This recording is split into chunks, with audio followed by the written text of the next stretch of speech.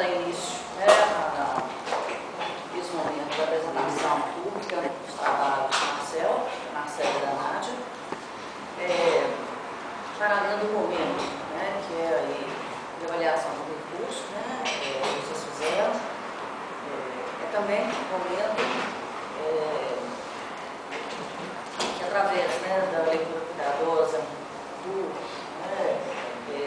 professor, que foi chamado para interlocução, né, para avaliar, é um momento, então, através dessa leitura cuidadosa, que o professor vai oferecer aí, né, a possibilidade de vocês repensarem, né, de vocês terem aí, então, novas conclusões do trabalho que foi feito.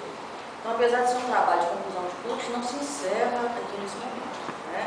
Esse trabalho pode ser aí porta de entrada para os trabalhos posteriores, né? Seja pós-graduações, mestrados, né? Seja na transformação desse trabalho em artigos, né, para serem publicados. Então, ou seja, conclui-se por um lado, né, mas abre-se possibilidades para o outro, né? Então, nós vamos fazer da seguinte maneira, né, na seguinte sequência, no caso, o Marcelo já está em apostos, né, ordem alfabética, né, então, primeiro Marcelo, depois Marcela, depois Nádia, para as considerações, avaliações, né, introdução do trabalho do Marcelo, foi convidado o professor Mauro e o professor Fabrício, né, que também vão fazer a introdução e avaliação do trabalho da Marcela, né, e o trabalho da Nádia, quem vai fazer a avaliação e introdução é o professor Mauro, tá? Então, nós vamos proceder com 10 minutos de apresentação para cada um, tá? Depois, os professores fazem as suas considerações, né? E aí, vocês vão ter tempo também, né, para poder responder a essas considerações que foram feitas, né, avaliações, perguntas, etc., foram feitas para os professores, pelos professores e para os professores, tá?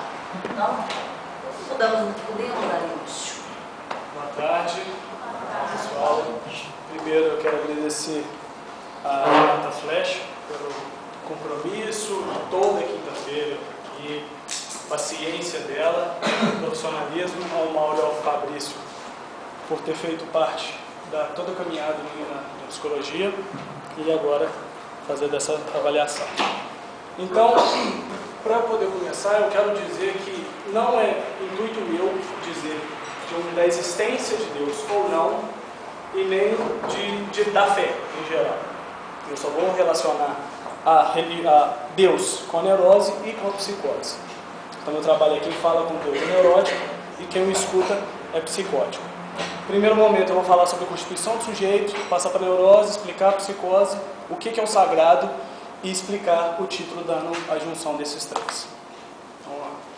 Constituição do sujeito. Freud diz que todo sujeito passa pelo édipo. Esse édipo é a relação da criança com o amor do sexo oposto e a rivalidade com o mesmo sexo. No caso do menino, ama a mãe e odeia o pai, no caso da menina, odeia a mãe e ama o pai. Lacan veio trazer para a gente 3 tempos desse édipo, que seria o primeiro, o segundo e o terceiro tempo. No primeiro tempo, Lacan diz que a criança se identifica como objeto de desejo da mãe. É uma relação narcísica, onde que a criança é o objeto de desejo da mãe. Esse objeto de desejo da mãe, no qual a mãe vai satisfazer ou não o desejo da criança. No segundo tempo, que é o segundo tempo mais primordial, assim que eu posso dizer, é o tempo no qual o nome do pai, que eu vou explicar mais à frente, qual é o nome do pai, castra essa relação, ele corta a relação do sujeito, da criança com a mãe. Então, nesse segundo tempo, faz com que a castração insira o simbólico o nome do pai à lei. No terceiro tempo do Édipo, a criança começa essa rivalidade com o pai e com a mãe, no caso a menina com a mãe, e começa também a significar esse rival como aquele que ele se identifica, ou seja, o significante do ideal do eu. O que é o nome do pai? O nome do pai é uma metáfora, no qual a mãe permite que esse terceiro corta a relação da mãe e do filho narcísica, corta. Nesse momento, o nome do pai insere no sujeito a lei, ou seja, ele começa a ser impedido a partir dele. Nessa castração, né, que se dá no segundo tempo, o sujeito é barrado. Ele é inserido o simbólico nesse sujeito neurótico, ou, no caso, aqui da constituição do sujeito, da neurose. Ele insere essa barra, esse impedimento no sujeito. Então, o nome do pai vem inserir a lei e o simbólico nesse sujeito. Neurose. A partir do momento que é castrado, o inconsciente do sujeito começa a ser recalcado. As pulsões do inconsciente começam a ser recalcadas. O que é a pulsão? A pulsão é um desejo do inconsciente. Essa pulsão, ela nunca vai se tornar consciente, apenas o representante, que é o representante ideativo e de afeto. O ideativo, ele nunca se tornará consciente, e do afeto nunca se tornará inconsciente. O afeto só pode se tornar inconsciente a sua representação, e não propriamente dita o afeto. A pulsão, ela tem o objetivo de satisfazer. Porém, o representante ideativo dessa pulsão, ele vai deparar com 4 destinos, que é reversão do seu oposto, reversão de direção ao próprio eu, sublimação e recalcamento. Vou dizer apenas do recalcamento, que é o que funda a neurose. No texto de Freud, de 1915, O Inconsciente, ele diz que o recalque é a base no qual repousa toda a estrutura da psicanálise, para mostrar a importância do recalque para a psicanálise. Então, o recalque ela remete a uma cisão entre o inconsciente e o consciente.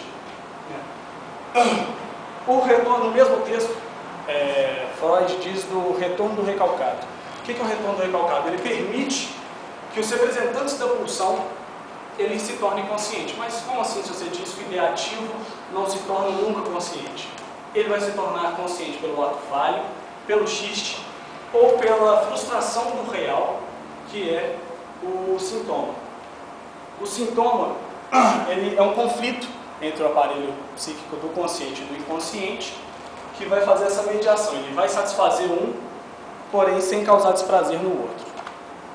Para explicar, eu peguei essa estrutura do PowerPoint do 4º período de Fabris, no qual mostra que o recalque, quando a emoção pulsional, representante pulsional, vai ultrapassar e causa algum tipo de desprazer para o consciente, ele retorna, é o retorno do recalcado.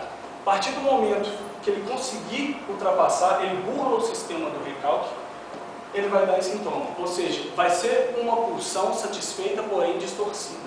Ela não vai ter a mesma função. Por exemplo, o inconsciente quer correr pelado pela rua, só que vai causar um desprazer para o consciente. Então, ele vai correr pelado dentro de casa. Satisfez, porém de uma forma... É o exemplo que eu consegui achar agora.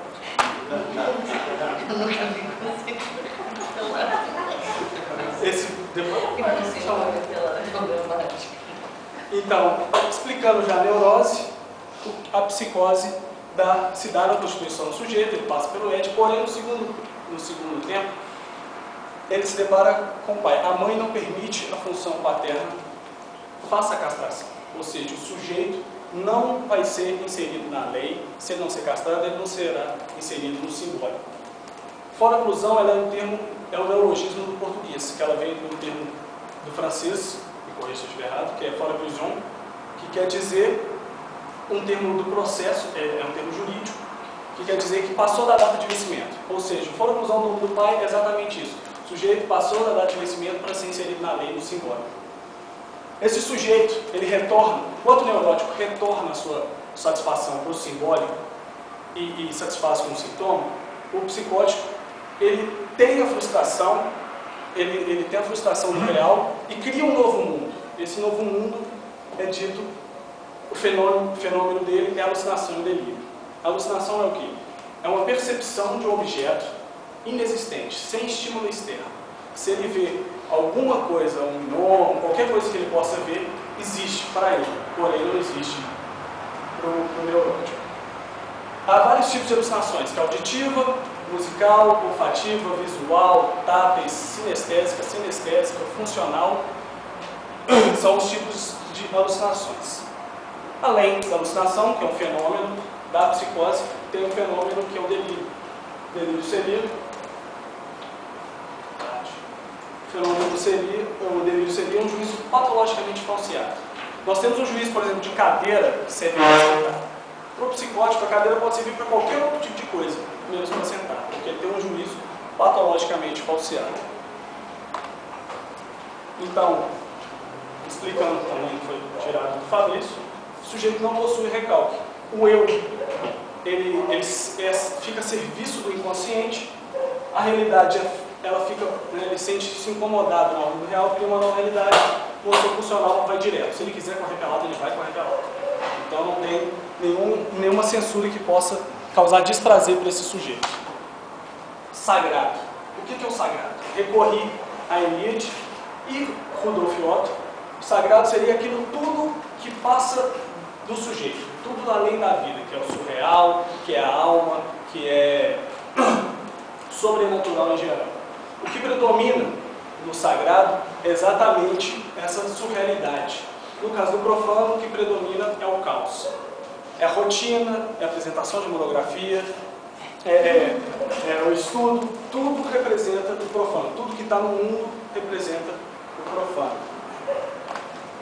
No livro O Sagrado e Profano, de Eliade, ele traz para a gente o termo hierofania, que do grego hiero significa sagrado e phaneia significa manifesto.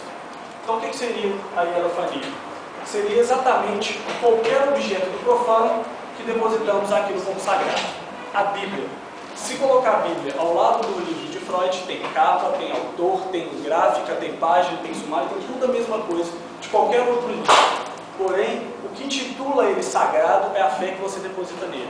A cruz, o santo de barro, qualquer objeto profano, ele é uma hierofania. Mito. Mito não do senso comum, mito, verdade ou mito. O mito do senso comum fica parecendo uma mentira. O mito não é mentira. É uma história sagrada de um povo. Mitologia grega. A história é o estudo da história sagrada dos gregos. Eles acreditavam em Zeus, acreditavam em Afrodite e por aí vai. Então o mito é aquilo, é uma história dos sagrados. O rito.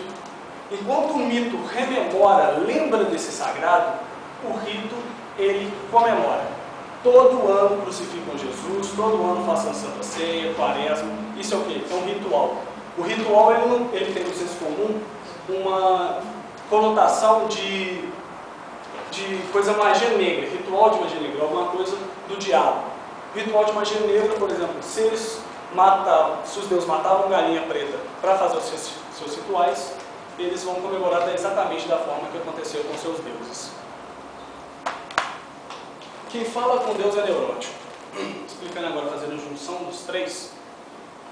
A fala, o sujeito, quando ainda é criança, ele teme e ama o pai. A repetição do adulto, ele também vai temer e amar um pai superior.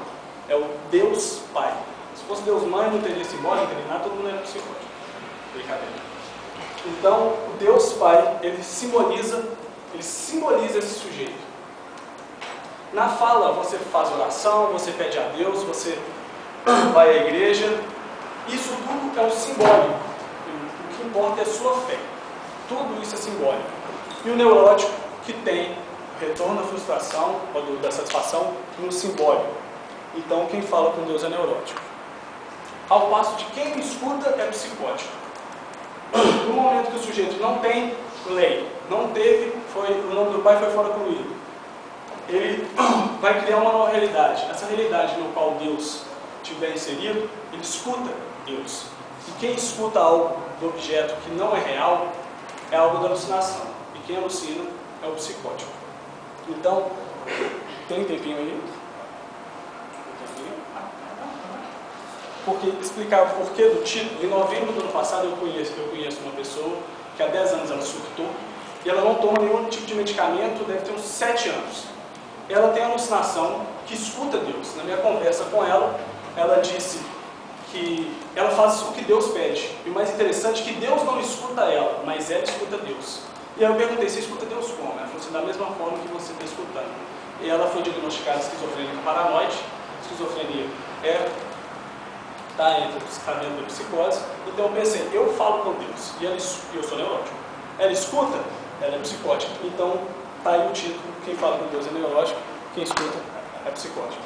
Muito obrigado.